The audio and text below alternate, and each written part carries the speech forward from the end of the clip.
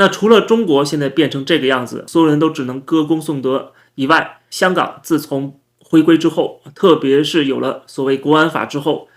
也同样步中国大陆的后尘。那么最近香港特首李家超发布了任内的第2份施政报告，他在报告当中把国家安全政策放在首位，而且还要在2024年完成基本法第23条的立法。同时他在讲话当中还提到，要防范反华外部势力继续插手干预香港事务，要警惕软对抗，还要配合在香港实施中国人大常委会通过的爱国主义教育法。就在这2天，有一个拉二胡的在街头拉了一首歌，结果被警方抓进去，判了30天监禁，就是在街头拉了一首歌就判1个月有期徒刑啊！这就是香港。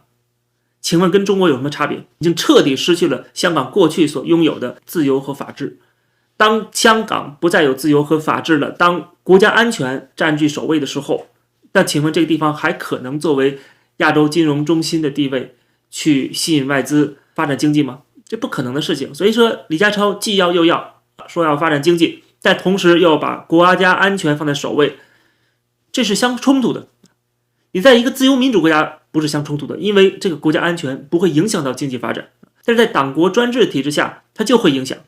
你要强调国家安全，就必然会吓跑所有的外资，因为没有人知道你是怎么来落实这个国家安全啊！因为你这落实国家安全是不是按照法律来的，而且这个法律又是模糊不清的，谁知道你怎么样就触犯了国家安全？你拉了一首歌，可能就触犯国家安全了。这种国家怎么可能民间社会能够有自由发展的空间？那我相信明年的23条立法应该会完成，因为现在已经没有任何阻碍了，所有的那些反对这个法律的那些议员们都已经被 DQ 了，被取消竞选资格，被取消当选资格。那么这个选举也好，投票也好，那么就是完全做样子了，跟人大政协没有什么差别。他想通过就可以随时通过，这没有任何悬念了。23条立法跟国安法的差别呢，就是23条立法是对基本法的一个补充，那这里边涵盖了这个国安法所没有涵盖的另外5项罪名，其中包括叛国、煽动叛乱、窃取国家机密、外国政治团体在香港进行政治活动，以及本地政治团体与外国政治组织有联系。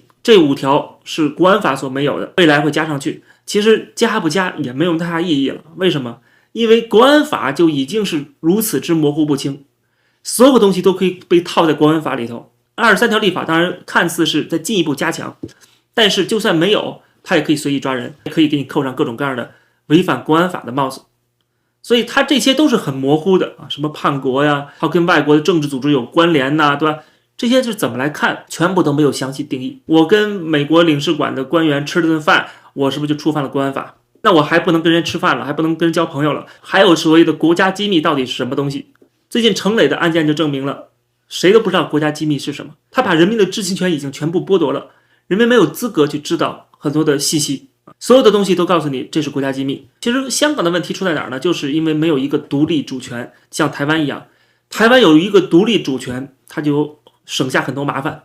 但是香港没有，所以香港就被统一了，就被同化了。最近民建联派出了人马去竞选所谓的区议会选举，相对来说区议会选举更能符合民意，但整个泛民就是所有的这些民主派人士都已经被剥夺了权利，所以基本上就是建制派和建制派之间选举啊，就已经没有什么真正的竞争了。民建联在竞选之前他说今天香港的年轻人对殖民历史、近代史和新中国史不甚了解，没有能够建立国民身份认同，所以说让区议员能够带动学生学好中国历史，能够真真正正堂堂正正的做中国人。然后他说年轻人对于殖民历史有过于片面的认识，甚至出现恋殖情况，希望能够把正确历史交给年轻人。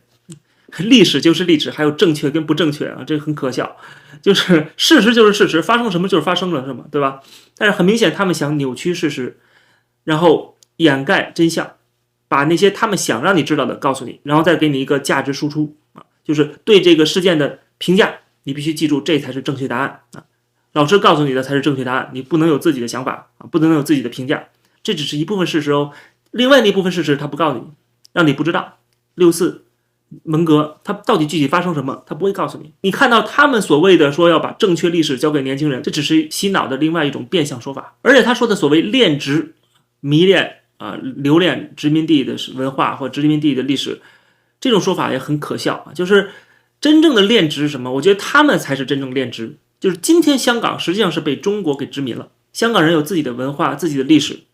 对吧？但是今天被一个强权所压制，由北京派的人过来统治你，香港人不能自己做主，你没有自由，没有民主，这不是一种殖民统治吗？然后让他们每天要升5星红旗，唱中华人民共和国的国歌，这跟当年英国在香港的殖民是一模一样的，其实是一样的殖民统治，甚至是更糟糕的殖民统治。因为英国殖民香港的时候，给香港带来了繁荣、稳定和自由，但是今天中国殖民香港，不仅没有自由，现在繁荣也逐渐在消失。英国人在统治香港的时候，还允许香港人保留自己的文化，保留自己的语言，对吧？但是今天共产党来了之后，还强迫你必须说普通话，说另外一种语言，给你灌输某种意识形态。英国人都没有这么做，英国人统治香港150多年都没有像中国这种统治不到几十年这种压迫、这种奴役的这个程度。所以说，他们所谓的国民身份认同是要消灭香港人的自己的身份认同。当然，你可以说香港人自作自受，很多香港人觉得自己是中国人，那今天享受了中国人的待遇，成为了中国韭菜、炮灰和人矿，这也是求人得人。但今天年轻人，香港年轻人应该意识到，他们仍然处于被殖民的地位。他们如果想要自由，必须要打破这种殖民主义，必须要建立起自己的香港身份认同。共产党当然也看到了这一点，所以把所有这些想要表达出自己是香港人的这种意识都给扼杀在萌芽里边，然后想方设法的给他们扣上所谓港独的帽子。但是经过了之前的反送中运动，我觉得香港人应该意识到，就是你在中共的这种框架之下，党国体制之下去追求所谓的民主自由是不可能完成的任务，那就只能否定现在中国对香港的殖民，把一个在专制国家内部实行部分民主化的诉求转变为香港人试图摆脱中国人的殖民统治。当你把反抗的策略和你斗争的这种理论基础改变之后，那这时候其实你就可以逻辑自洽，有很多的理论建设以及实际的反抗斗争就可以逐渐的展开了。那么当然了，如果绝大多数香港人还觉得自己是中国人，还想要被中国政府来统治，那就只好继续的享受中国人的待遇了。但是一些这个地方都要出现一些弯曲的东西，像营造特别比较是比较。